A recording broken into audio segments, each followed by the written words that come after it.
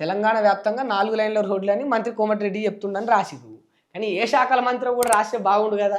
ఎందుకంటే గతంలో ఆయనే మరి ఈ సినిమాటోగ్రఫీకి దానికి సంబంధించిన మంత్రి అని నాకు తెలుసు. మళ్ళీ ఇప్పుడు కొత్తగా ఐటీ శాఖ మంత్రి అయినట్టుండు. మళ్ళీ ఏ శాఖ మంత్రో కూడా రాయాలి కదా. ఒక బ్రాకెట్ పెట్టి ఈడ మంత్రి కోమటిరెడ్డి ఇప్పుడు ఇలా ఫిల్ చేయాలి ఏ శాఖను. మరి అది ఐటీఐ ఏందని శ్రీధర్ బాబు గారు వాళ్ళు మాట్లాడి డిసైడ్ చేసుకొని వాళ్ళ శాఖ ఏందో చెప్తే మేము కూడా క్లారిటీకి ఉంటాం కదా.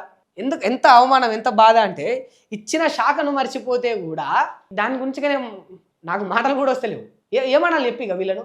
ఎంత పెద్ద పోస్టు, ఎంత పెద్ద మంత్రివి నువ్వు, ఇంత పెద్ద రాష్ట్రం నీ చేతిలో ఉన్నది, ఎన్ని కోట్ల మంది భవిష్యత్తు నీ చేతిలో ఉంటుంది, నువ్వు దేనికి పని చేయాలి. సరే మిస్టేక్లు జరుగుతాయి. ఎట్లా అంటే ఓ పేపర్ ఇస్తారు, ఒక A4 షీట్స్ పేపర్ ఇచ్చి అందులో ఒక మ్యాటర్ రాసి చదవమంటాడు. సరే ఏదన్నా గత సినిమాలో చూపించినట్టు అంతఃకరణ శుద్ధితో అనే పదం ఉన్నది.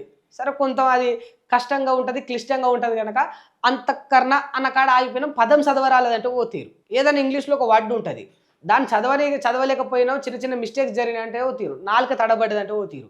నీ శాఖను మర్చిపోతావా?